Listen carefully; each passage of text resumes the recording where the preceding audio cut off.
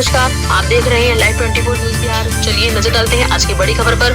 किशनगंज के बहादुरगंज विधानसभा के लोसा में जनसभा को संबोधित करते हुए असदुद्दीन ओवैसी ने भाषण में कहा, इस बार AIMIM पार्टी के हाथ को मजबूत करिए और तौसीफ आलम को कामयाब करिए। तौसीफ आलम ने मंच से कहा, प्रशासन अपनी हरकतें सुधार ले, मैं वापिस आ रहा हूँ। आगे क्या कुछ कहा, सुनिए।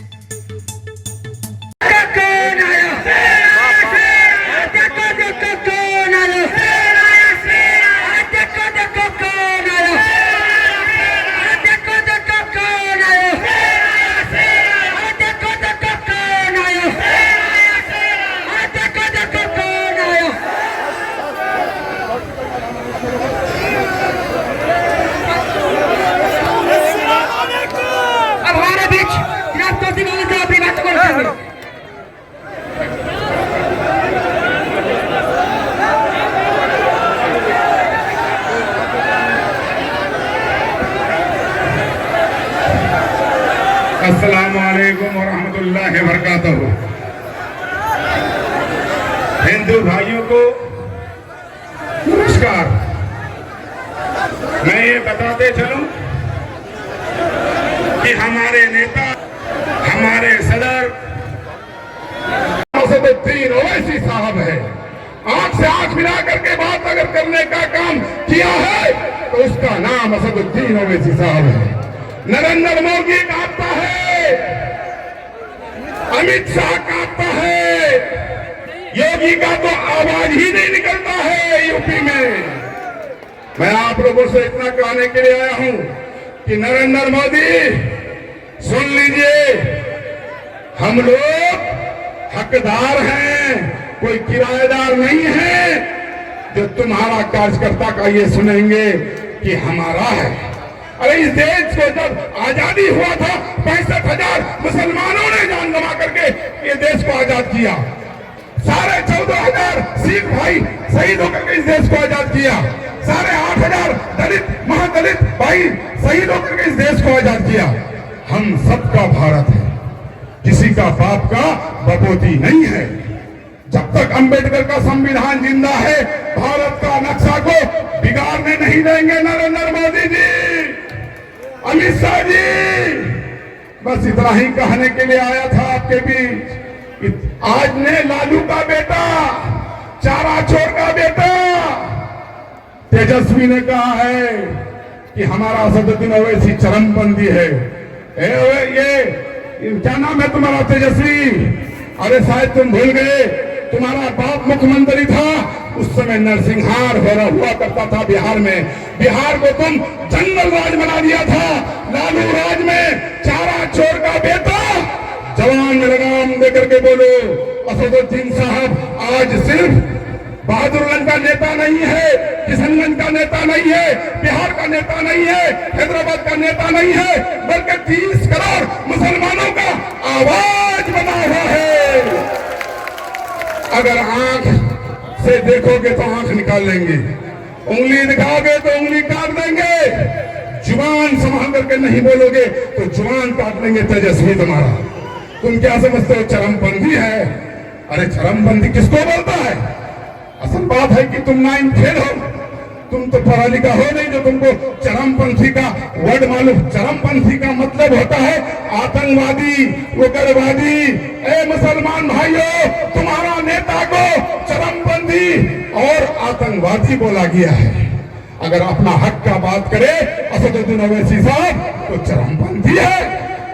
मैं आप लोगों से कहने के लिए आया हूं, गठबंधन के लिए हमारा नेता हाथ फैलाया था, हम लोगों को उस लायक भी नहीं समझा कि गठबंधन किया जाए।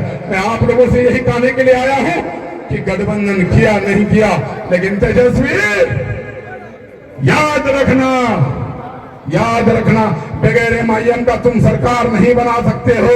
और हमारा अगर बिहार में 35 सीट से लड़ रहे हैं, अगर 25 सीट आ गया तो MIM का मुख्यमंत्री होगा, आपका बेटा मुख्यमंत्री होगा, सीमा अंचल का बेटा मुख्यमंत्री होगा। याद रखिएगा। यही कह करके मैं रुख सुनना चाहूंगा, क्योंकि हमारे सदर साहब का सुनने के लिए आप सबको आए हैं। मैं चाहूंगा कि आप लोग एक बार जोरदार ताली के साथ हमारे नेता को बुलाना चाहूंगा। अस्सलाम वालेकुम।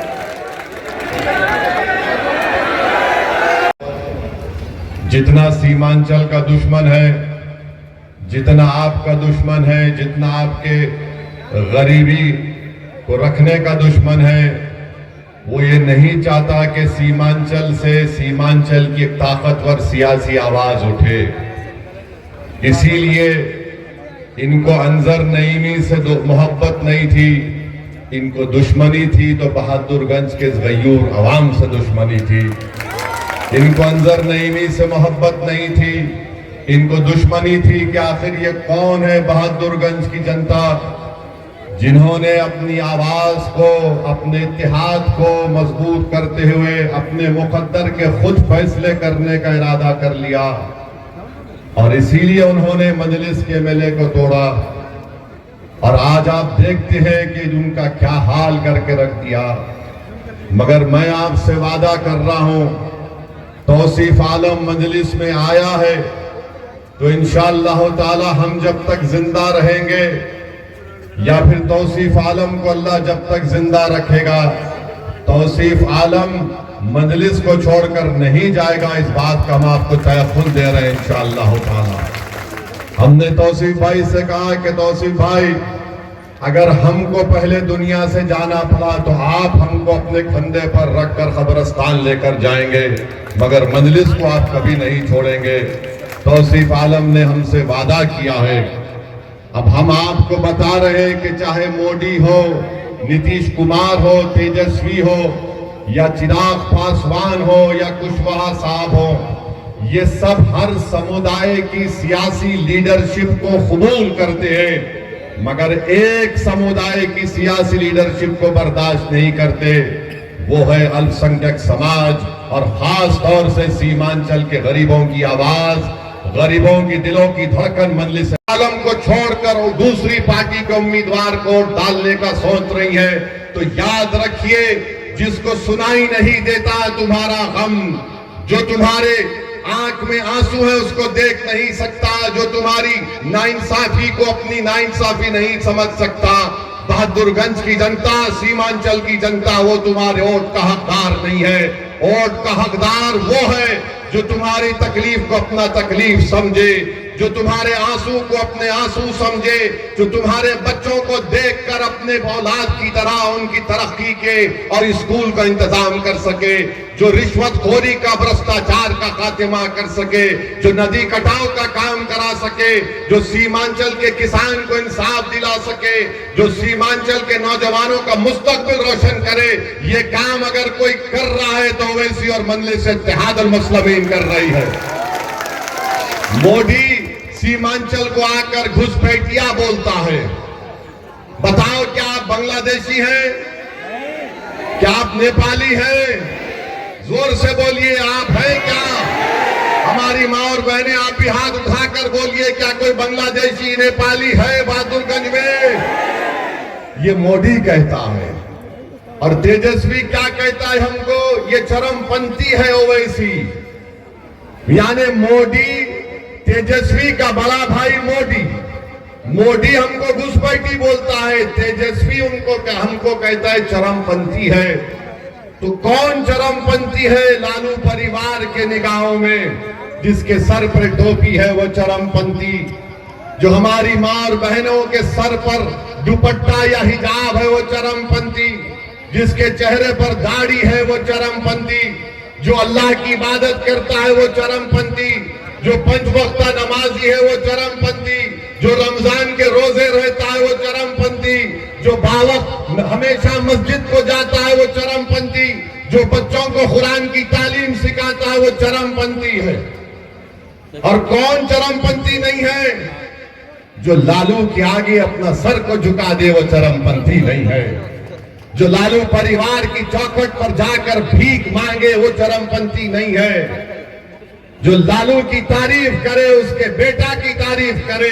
तो सुनो तेजस्वी, तेजस्वी ने ओवैसी को चरमपंथी कहकर आप तमाम की तौहीन की है, हमारी मां और बहनों की, हमारे बुजुर्गों की, हमारे गयूर नौजवानों की।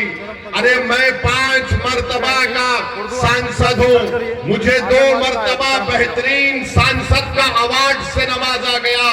मैं 2 मर्तबा का विधायक हूं। आज बताओ ये कौन सी जबान में तेजस्वी बोल रहा है? बोलो प्रोफेसर, जो तुम आज तौसीफ आलम के पास 5-5 पार्टी का पानी पीकर तुम आज हमसे मुकाबला करने को आ रहे हो।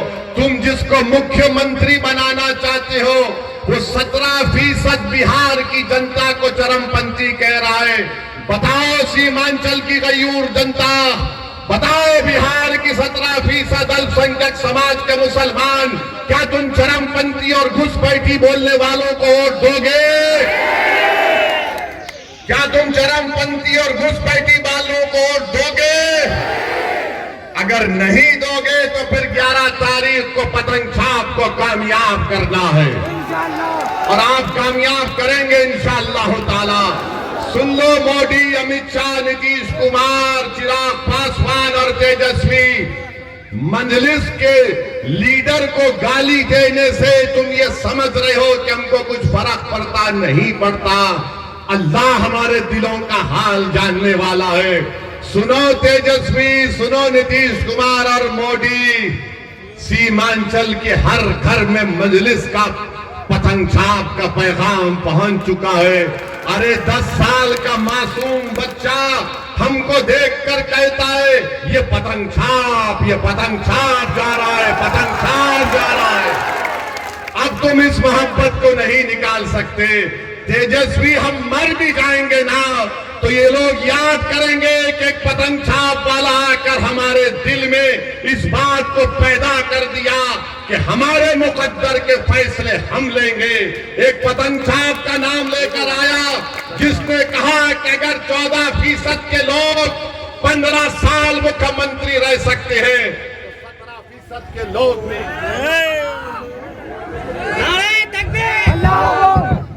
तो 17% के लोग भी मुख्यमंत्री बन सकते हैं। इंशाअल्लाह ताला आपके बार मुख्यमंत्री सीमांचल का बेटा बनेगा इंशाअल्लाह ताला। लड़ाई उप मुख्यमंत्री की नहीं है, लड़ाई मुख्यमंत्री की है। हम आगे बढ़ेंगे और कोई हमको रोक नहीं सकेगा। और तेजस्वी, याद रखो, तुमको पता चलेगा चरमपंथी के माने क्या है। तुम जितना गाली देना हमको गाली दे दो, मगर असदुद्दीन ओवैसी को सीमांचल की जनता से मोहब्बत करने और उनके लिए काम करने से अगर कोई चीज रोक सकती है तो मेरी मौत है और कुछ नहीं है।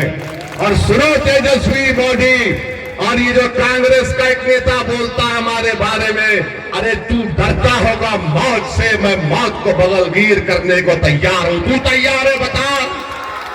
अरे मौत तो सबको आनी है, सबको जमीन में जाना है, मगर तुम में और मुझ में फर्क ये है कि जब तक जिंदा रहूंगा शेर की तरह ढांढता रहूंगा इंशाअल्लाह। मजलूमों की आवाज बनता हूं, कमजोरों को अपनी आंखों में मजबूत समझता हूं। ये मजलिस का पैगाम है। तो 11 तारीख को पतंग छाप पर बटन दबेगा। पूरा बहादुरगंज में 1 लाख पार होगा तौसीफ आलम, 1 लाख पार होगा तौसीफ आलम इंशाअल्लाह ताला। अपने इत्तेहाद को मजबूत रखिए।